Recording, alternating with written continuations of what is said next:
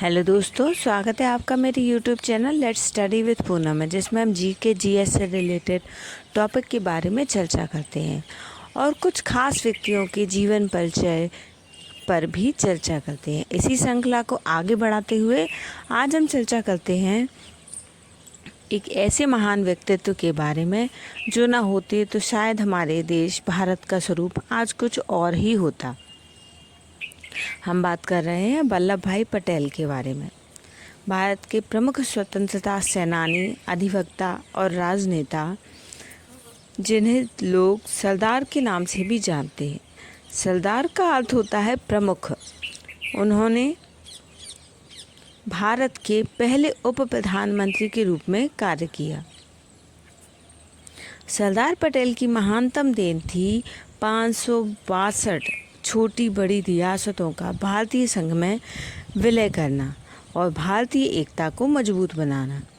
सरदार पटेल को लौह पुरुष की उपाधि महात्मा गांधी ने दी थी। सबसे पहले उन्होंने बारडोली सत्याग्रह में संगठनात्मक कौशल के लिए वल्लभ भाई पटेल को सरदार की उपाधि दी। पटेल को रियासत के कार्यों को सुलझाने के लिए किए गए साहसिक कार्य की वजह से महात्मा गांधी ने उन्हें लौह पुरुष की उपाधि दी। वे भारतीय राष्ट्रीय कांग्रेस के एक वरिष्ठ नेता थे जिन्होंने भारत के स्वतंत्रता संग्राम में अग्रणी भूमिका निभाई। स्वतंत्र भारत में देशी रियासतों के एकीकरण की महान चुनौती को उन्होंने सफलतापूर्वक हल किया। 1947 में भारत पाकिस्तान युद्ध के दौरान भी गृह मंत्री के रूप में कार्य किया। पटेल का जन्म नाडियाड, गुजरात के एक लेवा पटेल यानी पाटीदार जाति में हुआ था। वे झवेरबाई पटेल और लाडवा देवी के चौथी संतान थे। सोमा भाई, नरसी भाई, विठल भाई उनके अग्रज थे। उनकी शिक्षा मुख्यतः स्वाध्याय से ही हुई। लंदन जाकर उन्होंने बैरिस्टर की पढ़ाई की। वापस आकर अहमदाबाद में वकालत करने लगे। महात्मा गांधी के विचारों से प्रेरित होकर उन्होंने भारत की स्वतंत्रता आंदोलन में भाग लिया। स्वतंत्रता आंदोलन में सरदार पटेल का सबसे पहला और बड़ा योगदान 1981 में खेड़ा संघर्ष था। गुजरात का खेड़ा खंड उन दिनों भयंकर सूखे की चपेट में था। किसानों ने अंग्रेजों पर भारी छूट माफ करने की मांग की। जब यह स्वीकार नहीं हुई तो पटेल, गांधी जी और अन्य लोगों ने किसानों का नेतृत्व किया, उन्हें कर न देने के लिए प्रेरित किया। अंत में सरकार झुकी और उस वर्ष करों से राहत दी गई। बारडोली सत्याग्रह भारतीय स्वाधीनता संग्राम के दौरान वर्ष 1928 में गुजरात में हुआ एक मुख्य किसान आंदोलन था, जिसका नेतृत्व वल्लभ भाई पटेल ने किया। उस समय प्रांतीय सरकार ने किसानों की लगान में 30% तक की वृद्धि कर दी थी। पटेल ने उस लगान वृद्धि को जमकर विरोध किया। सरकार ने सत्याग्रह आंदोलन को कुचलने के लिए कठोर कदम उठाए, पर अंततः विवश होकर उसे किसान की मांगों को मानना पड़ा और न्यायिक आधिकारिक ब्लूमफील्ड और एक राजस्व अधिकारी मैक्सवेल ने संपूर्ण मामले की जांच कर 22% लगान वृद्धि को गलत ठहराते हुए इसे घटाकर 6.03% कर दिया। गृह मंत्री के रूप में उनकी पहली प्राथमिकता देशी रियासतों को भारत में मिलाना था। उन्होंने बिना कोई खून बहाए इस कार्य को संपादित किया। केवल हैदराबाद स्टेट के ऑपरेशन पोलो के लिए उन्हें सेना भेजनी पड़ी। भारत के एकीकरण में उनके महान योगदान के लिए उन्हें भारत का लौह पुरुष भी माना जाता है। 1950 में उनका देहांत हुआ। इसके बाद नेहरू का कांग्रेस के अंदर बहुत कम विरोध शेष रह गया था। स्वतंत्रता के समय भारत में 562 देशी रियासतें थीं, जिनका क्षेत्रफल भारत के 60% क्षेत्रफल था। सरदार पटेल ने आज़ादी के ठीक पूर्व ही वीपी मेनन के साथ मिलकर देशी रियासतों को भारत में मिलने के लिए कार्य आरंभ कर दिए थे। पटेल और मेनन ने देसी राजाओं को बहुत समझाया कि उन्हें स्वायत्तता देना संभव नहीं होगा। इसके परिणाम स्वरूप 3 को छोड़कर शेष सभी राजवाड़ों ने स्वेच्छा से भारत में विलय का प्रस्ताव स्वीकार कर लिया। केवल जम्मू कश्मीर, जूना और हैदराबाद स्टेट के राजाओं ने ऐसा करना स्वीकार नहीं किया। जूनागढ़ सौराष्ट्र के पास एक छोटी रियासत थी, चारों ओर से भारतीय भूमि से घिरी हुई थी। वह पाकिस्तान के समीप नहीं थी। वहाँ के नवाब ने 15 अगस्त 1947 को पाकिस्तान में विलय की घोषणा कर दी। राज्य की सर्वाधिक जनता हिंदू थी और भारत विलय चाहती थी। नवाब के विरुद्ध बहुत विरोध हुआ और भारतीय सेना जूनागढ़ में प्रवेश कर गई। नवाब भागकर पाकिस्तान चले गए। 9 नवंबर 1947 को जूनागढ़ भी भारत में मिल गया। फरवरी 1948 में वहाँ जनमत संग्रह कराया गया, जो भारत में विलय के पक्ष में रहा। हैदराबाद भारत की सबसे बड़ी रियासत थी, जो चारों ओर से भारतीय भूमि से घिरी थी। वहाँ के निज़ाम ने पाकिस्तान के प्रोत्साहन से स्वतंत्र राज्य का दावा किया और अपनी सेना बढ़ाने लगे। वह ढेर सारे हथियार आयात करता रहा और पटेल चिंतित हो उठे। अंततः भारतीय सेना 13 सितंबर 1948 को हैदराबाद में प्रवेश कर गई। 3 दिनों के बाद निज़ाम ने आत्मसमर्पण कर दिया और नवंबर 1948 में भारत में विलय का प्रस्ताव स्वीकार कर लिया। नेहरू ने कश्मीर को यह कहकर अपने पास रख लिया कि यह समस्या एक अंतर्राष्ट्रीय समस्या है। कश्मीर समस्या को संयुक्त राष्ट्र संघ में ले गया। अलगाववादी ताकतों के कारण कश्मीर की समस्या दिनों दिन बढ़ती गई। 5 अगस्त 2019 को प्रधानमंत्री मोदी जी और गृह मंत्री अमित शाह जी के प्रयास से कश्मीर को विशेष राज्य का दर्जा देने वाला अनुच्छेद 370 और 35A समाप्त हुआ। कश्मीर भारत का अभिन्न अंग बन गया और सरदार पटेल का अखंड भारत बनाने का स्वप्न साकार हुआ। 31 अक्टूबर 2019 को जम्मू कश्मीर और लद्दाख के रूप में 2 केंद्र शासित प्रदेश अस्तित्व में आए। अब जम्मू कश्मीर भारत का अभिन्न अंग रहेगा और भारत के सभी कानून वहाँ लागू होंगे। स्वतंत्र भारत के प्रथम प्रधानमंत्री पंडित नेहरू व प्रथम उप प्रधानमंत्री सरदार पटेल में आकाश पाताल का अंतर था। यद्यपि दोनों ने इंग्लैंड जाकर बैरिस्टर की डिग्री प्राप्त की थी, परंतु सरदार पटेल वकालत में पंडित नेहरू से बहुत आगे थे तथा उन्होंने संपूर्ण ब्रिटिश साम्राज्य के विद्यार्थियों में सर्वप्रथम स्थान प्राप्त किया था।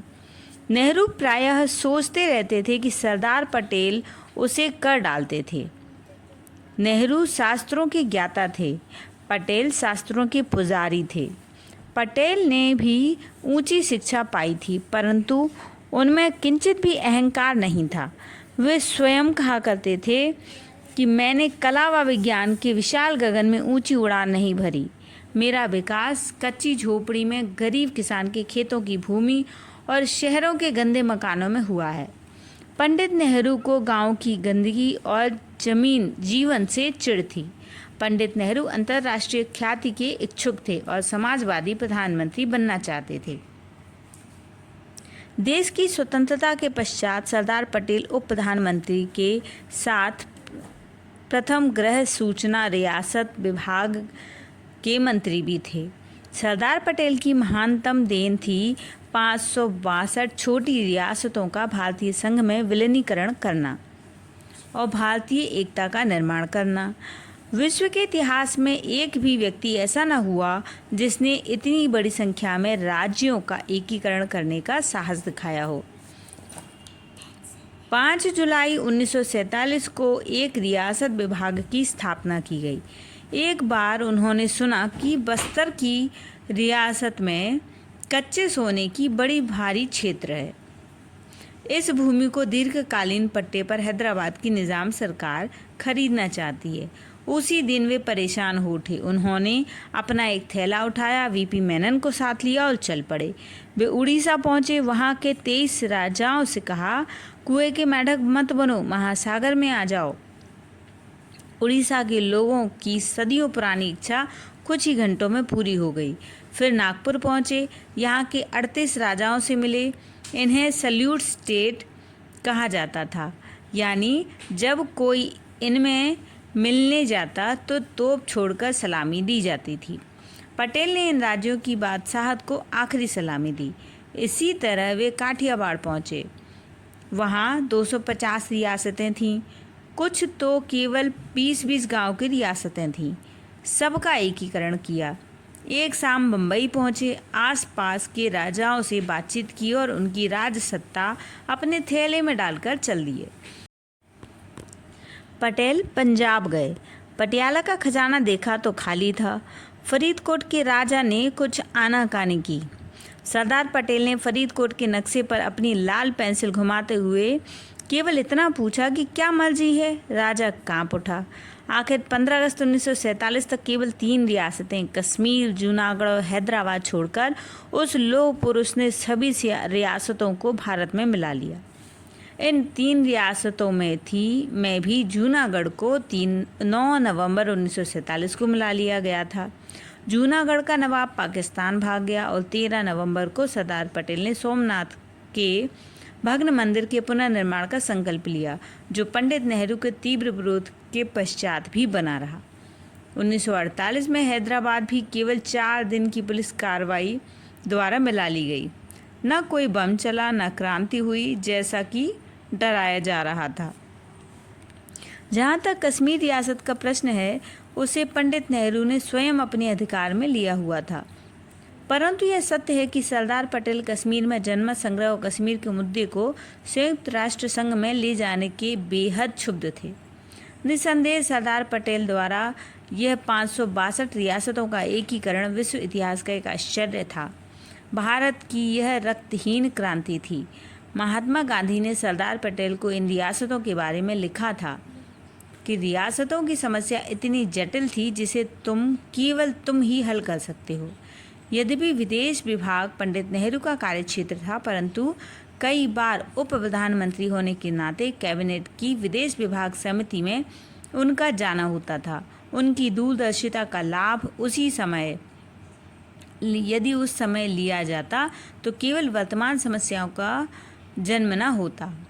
1950 में पंडित नेहरू को लिखे एक पत्र में पटेल ने चीन और उनकी तिब्बत के प्रति नीति में सावधान किया था।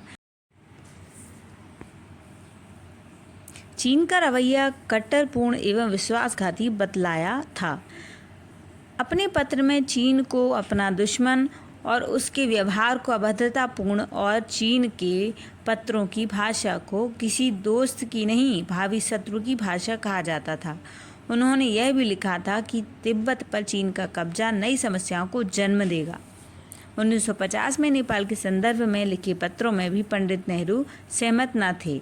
1950 में ही गोवा की स्वतंत्रता का संबंध में भी चली 2 घंटे की कैबिनेट बैठक में लंबी वार्ता सुनने के पश्चात सरदार पटेल ने केवल इतना कहा कि क्या हम गोवा जाएंगे, केवल 2 घंटे की बात है। नेहरू इससे बड़े नाराज हुए। यदि पटेल की बात मानी गई होती तो 1961 तक गोवा की स्वतंत्रता की प्रतीक्षा नहीं करनी पड़ती। गृह मंत्री के रूप में वे पहले व्यक्ति थे जिन्होंने भारतीय नागरिक सेवाओं का भारतीयकरण कर उन्हें भारतीय प्रशासनिक सेवाएं बनाया। अंग्रेजों की सेवा करने वालों के विश्वास भरकर उन्हें राजभक्ति से देशभक्ति की ओर मोड़ा। यदि सरदार पटेल कुछ वर्ष और जीवित रहते तो संभवतः नौकरशाही का कायाकल्प कर देते। सरदार पटेल जहां पाकिस्तान का छद्म एवं चालाकीपूर्ण चालों से सतर्क थे, वहीं देश की विघटनकारी तत्वों से भी सावधान रहते थे। निरंतर संघर्षपूर्ण जीवन जीने वाले पटेल को स्वतंत्र रूप से पुस्तक रचना का अवकाश नहीं मिला, परंतु उनके लिखे पत्रों, टिप्पणियों और उनके द्वारा दिए गए व्याख्यानों के रूप में बृहद साहित्य उपलब्ध है, जिसका संकलन विविध रूपकारों में प्रकाशित होते रहे हैं। इनमें सर्वाधिक महत्वपूर्ण तो पटेल साहब के वे पत्र हैं जो स्वतंत्रता संग्राम के संदर्भ में दस्तावेज का महत्व रखते हैं। 1945 से 1950 ईस्वी की समयावधि के इन पत्रों का सर्वप्रथम दुर्गादास के संपादन में नवजीवन प्रकाशन मंदिर में 10 खंडों में प्रकाशन हुआ था।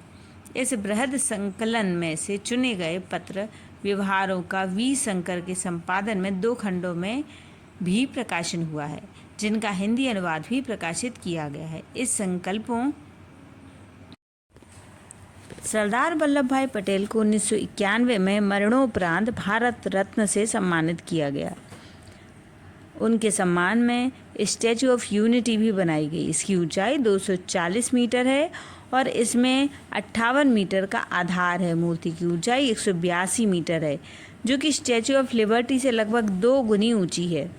31 अक्टूबर 2013 को सरदार वल्लभ भाई पटेल की 137वीं जयंती के मौके पर गुजरात के तत्कालीन मुख्यमंत्री नरेंद्र मोदी ने गुजरात में नर्मदा जिले में सरदार वल्लभ भाई पटेल के एक नए स्मारक का शिलान्यास किया था। यहाँ लौह से निर्मित सरदार वल्लभ भाई पटेल की एक विशाल प्रतिमा लगाने में उन्होंने निश्चय किया था। इस स्मारक का नाम एकता की मूर्ति यानी स्टैचू ऑफ यूनिटी रखा गया।